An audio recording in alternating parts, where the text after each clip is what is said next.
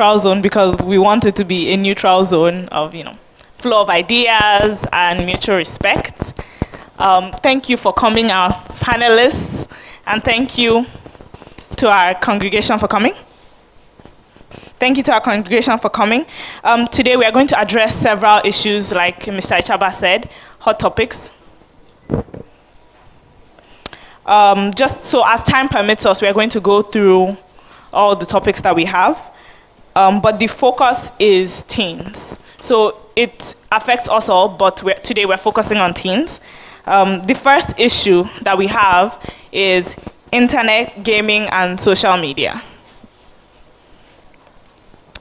Could we move to the next slide, please? Thank you.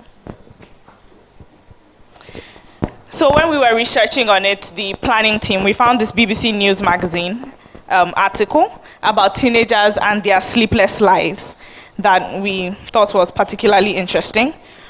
It talks about how teenagers have never been so trapped into technology and about how it's taking over their lives and the impact it's having on their relationship with others, their free time, and their sleep. And they had some interesting comments from the teenagers that they interviewed in school. Could you move to the next slide? Thank you.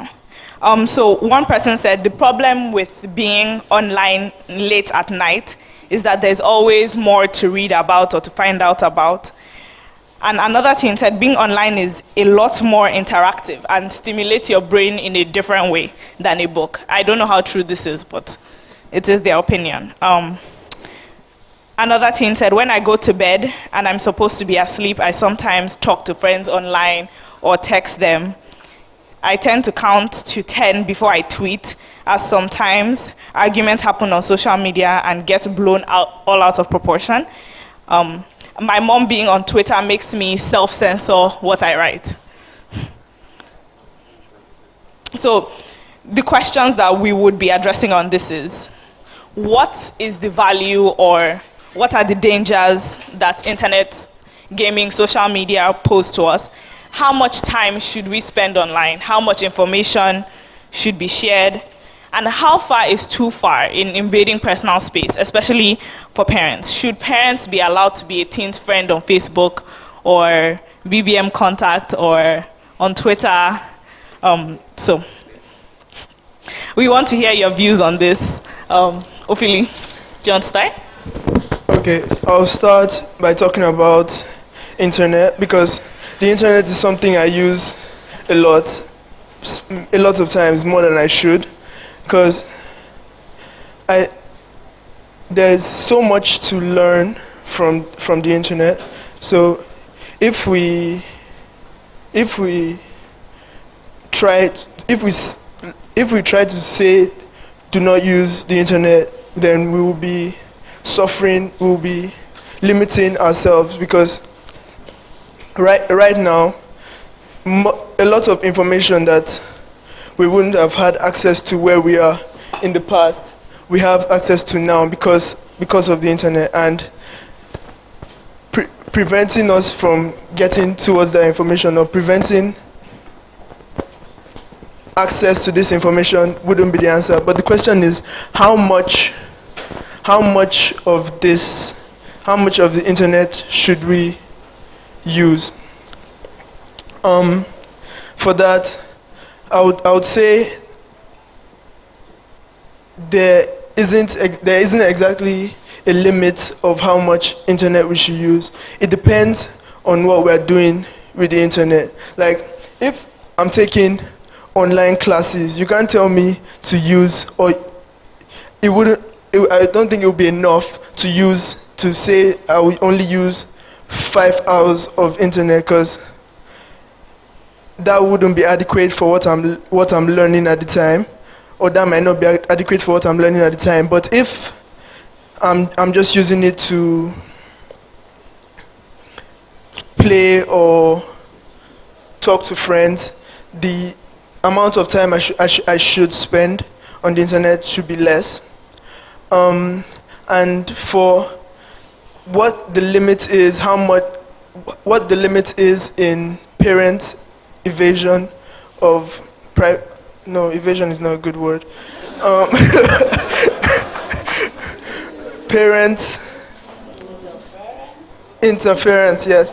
Parents interference into our lives and what we do on the internet. I feel like they should interfere, because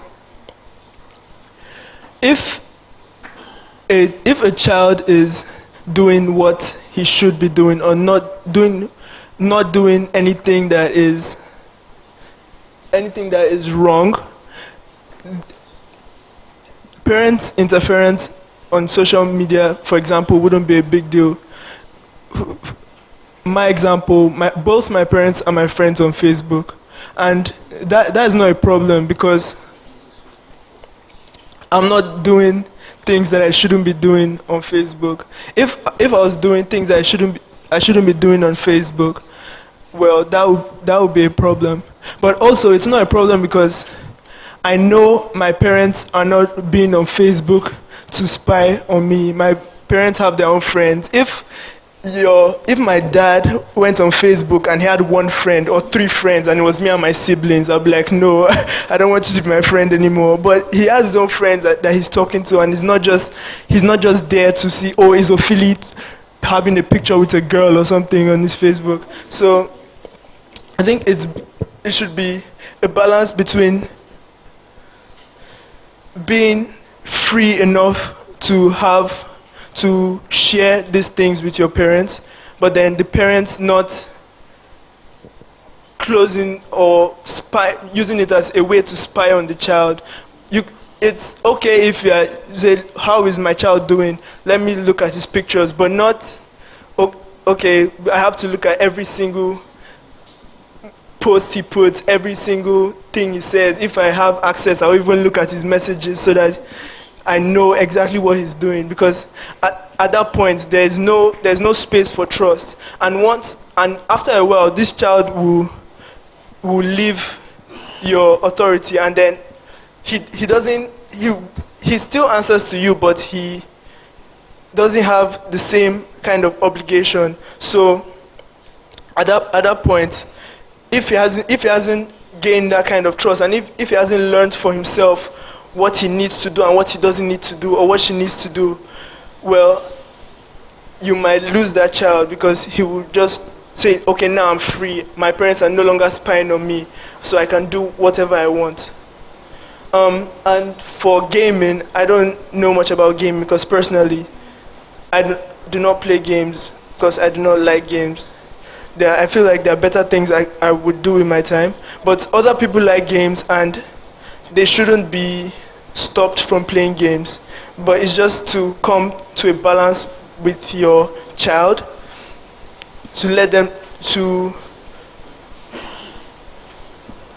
have an idea of what an appropriate amount of time to be spent on gaming would be.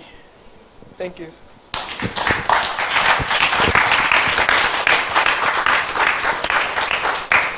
Thank you very much, Mr. Ichoba. So next, we're going to ask Mrs. Ososomi. So how much information should we put? What are the dangers that putting all this amount of information on social media poses to us, and and exactly what he talked about? What do you think of his opinion on invading personal space or interference? Thank you. I think the internet is one of the greatest inventions we've ever had.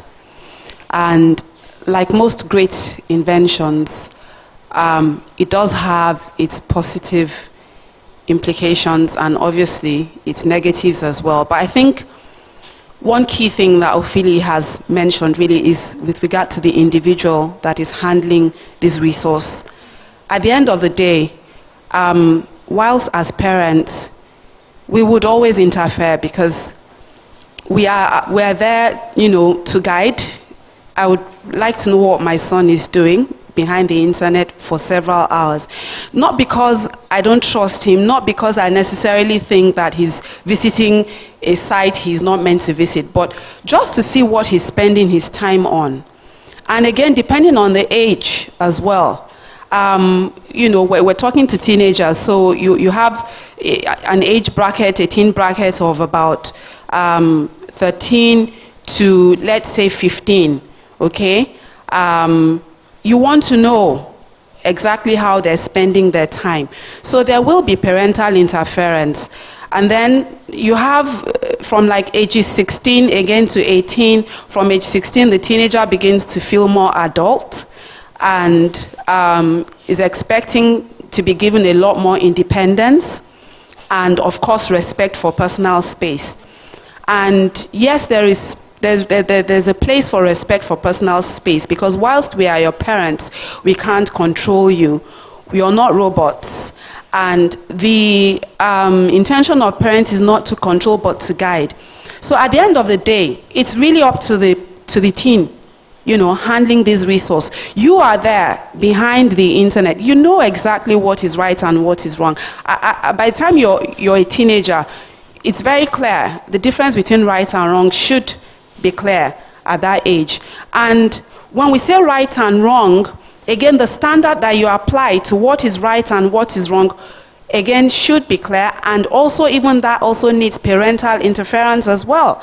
Because you have the world standard of what is right, which is getting thinner and thinner by the day. Almost everything is right now, according to world standards, as you would agree with me, I'm sure.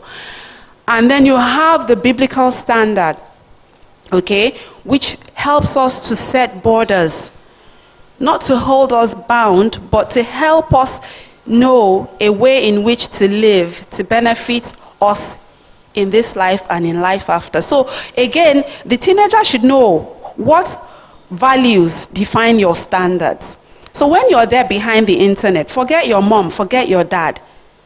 You know already the sites you shouldn't visit. You know already. So it's about being true to yourself at the end of the day. And to get to that point, we're hoping that the right values have been taught, and also that the teen over time has imbibed those right values. So I think I've spoken with regard to interference of personal space and what good is the internet. Did I get that question correctly? Yeah? Yeah, I think that's all I have to say for now. Thank you. So, for our audience, does anybody have anything to add to that? Okay, sir.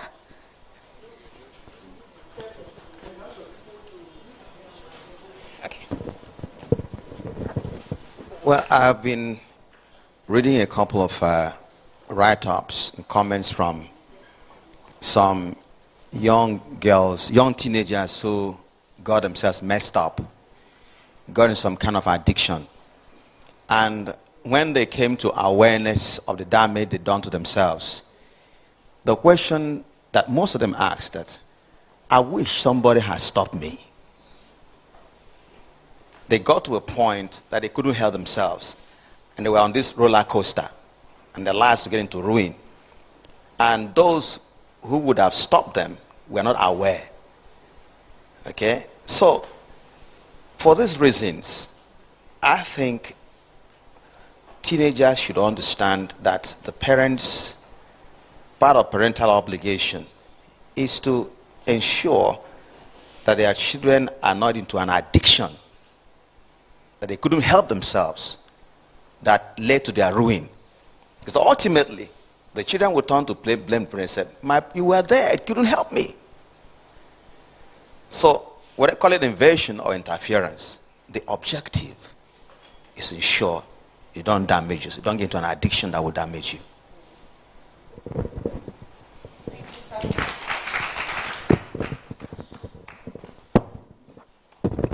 Good evening, all. I think it's very key for our teenagers and indeed everyone to understand that when we keep secrets, sometimes we keep them to our own hurt. And that, just to remind us of an incident that happened, I think last year, of a young lady. She wasn't a teenager, actually. She was an undergraduate. And she came all the way from Abuja to meet a friend that she met on the Facebook, and only to meet her death. Apart from that, there's been so many incidents of people who fake their personalities on the social network, and they lure both guys and girls into all kind of immoralities. Sometimes they get raped, sometimes they get killed. So when you are on the social network, you have to understand who you're friends with and or who you make friends with. And then the fact that someone is your friend does not should not automatically mean that you accept such people as friends. I think we've got to be careful about that, because somebody accepts another person carelessly, and you assume because it's my friend's friend, and then you accept that person. They say, show me your friend, and I will tell you who you are. So we've got to be careful about that. Thank you.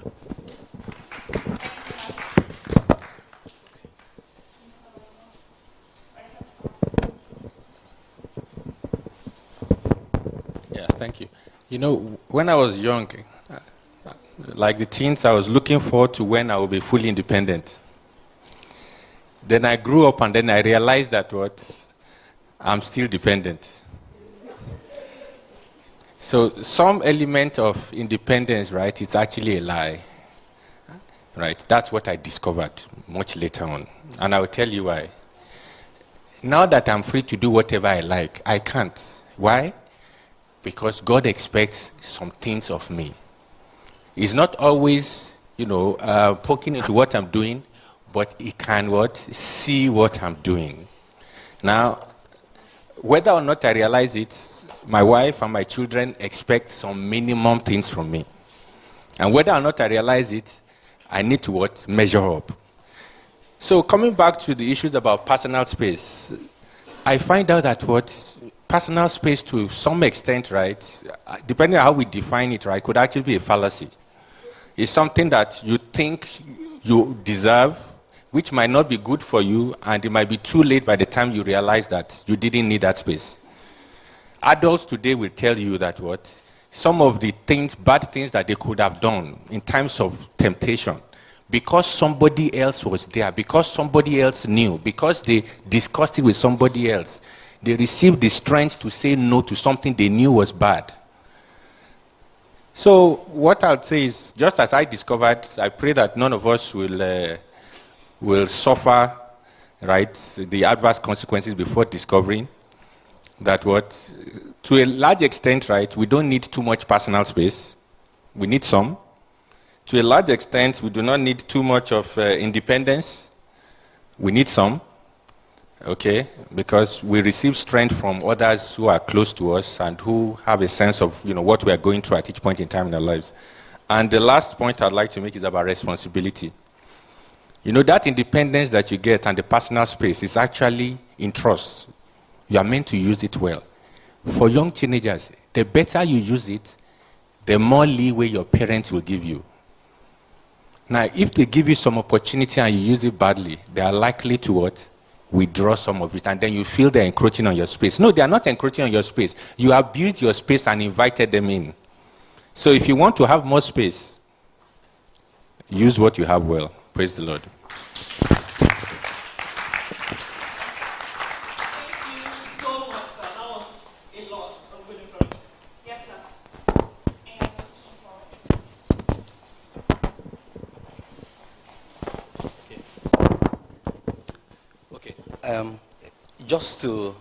I just want to read something. Everybody know. I just want to cast our mind back to 2009. We will have had a story about a young Nigerian that tried to bomb a commercial flight from Amsterdam to Michigan, USA, and precisely December 25th, 2009. Farouk Abdul Matalab. The sincere truth is that as at 2005, let me just read one of his postings on the net. So I just want to reinforce the fact that it's actually paramount that the parents should actually interfere. Well, if you, maybe it's negative to use the word interfere, but I want to sound this strong. Our parents will actually check what things do on the internet. As of 2005, look at Farouk wrote, he said, all right, I won't go into too much details about my fantasy, but basically they are jihad fantasies. We know what jihad is, okay? I imagine how great jihad will take place, how Muslims will win, inshallah, and rule the world and establish the greatest empire once again. As of 2005, That was like 4 years before the bombing. The fantasies were there. And he has posted them on the net. How I wish the parents actually saw those postings. And maybe they would have taken time to cancel him and actually see what he's doing. And maybe they will. As we speak, he's in life imprisonment in United States. How I wish. So it's important. Teens, I'll beg you. When they interfere, please don't get angry. Be patient with your parents. They are interfering because of the love they have for you. It's not hatred. How can somebody carry you in the womb for 9 months and just because of internet will make you feel that the person hates you? It's not possible. They love you. That's why they want to see what you are doing. Thank you.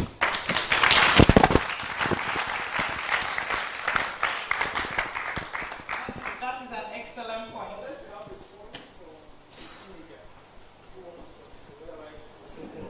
Does any teenager have anything to say on the issue? On internet, social media, gaming can be video games, online games. Okay, I see something. Sorry. What I like to comment is just a simple for my brothers and sisters to understand. Because what you're talking about internet is something that when you follow it, you may lose your way. People at the age of below 12 down, they don't need to have a phone that can browse. That's what I see about it. When you have a phone that can browse and you follow your brothers doing what they were doing. So when you are in the school, when your brother say, okay, I saw this, my friend, I sent this type of message, read it for me, you will like to do the same thing he has done. But if you don't have the phone, you keep yourself away from them. So don't complain when your father doesn't provide you a phone that can browse or a laptop that can do any of that things. So I'm very sorry for saying that.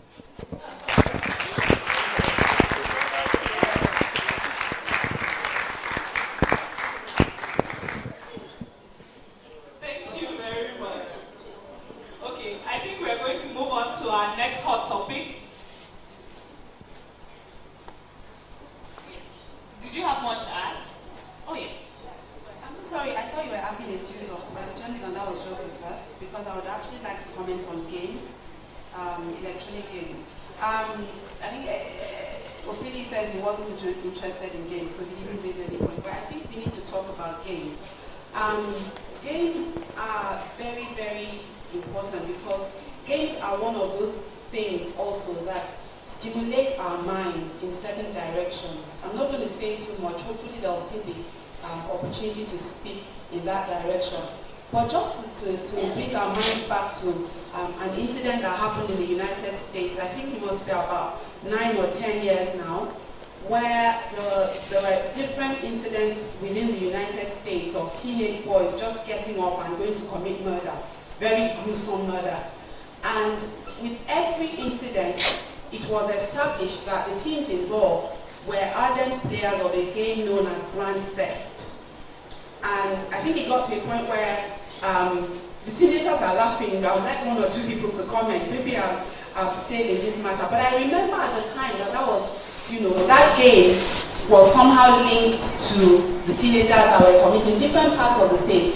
Now, the thing is, apart from the fact that excessive time spent playing games is a waste of time, it doesn't make us productive as teens, it also deadens our sense of morality and the ability to care. A lot of the games I see, especially the boys play, there's a lot of violence, such that without realizing it, your mind is being dulled to even recognize violence as violence. And we may be talking about what happens in the States. Just 3 weeks ago, an 18-year-old boy in Lancaster stabbed his father to death. Okay? He's from a Christian home. The dad is an assistant pastor, was an assistant pastor in the church. And this boy stabbed his father to death. Why? Because he wasn't allowed, because he wasn't doing well in his school. And that's part of it. You play games, you become dull in school. So he wasn't doing well, and then he was deprived of 1 or 2 things, and then in retaliation, he stabbed his father. So without realizing it, games again have become a very, very dangerous instrument because, as I said, it affects the mind over a long period of time. It begins to dull your sense of morality, begins to dull your sense of caring. you know, you play games, you see blood spattered all over the screen. So after a while, when you even see real blood, you don't cringe anymore. You know, you don't cringe. Bullying becomes easier because you're so used to banging some virtual person on the head so virtually that when you now carry it out in reality, the impact of the brutality doesn't even hit you. So we need to be very careful with games. I'm not saying we shouldn't play games, but there are games that also develop us mentally. There are games that help to enhance our ability to remember. So in all of these things, what I said before is what I will still say, that when games are concerned as well, what the teenager should ask is, this game I'm about to buy or play or join my friends to play, what good is it? What good is it doing to my mind? What is the positive thing that I'm taking away from this game? So if a game has nothing other than violence, brutality, immorality to offer, that shouldn't be the sort of game that we should be playing. Thank you.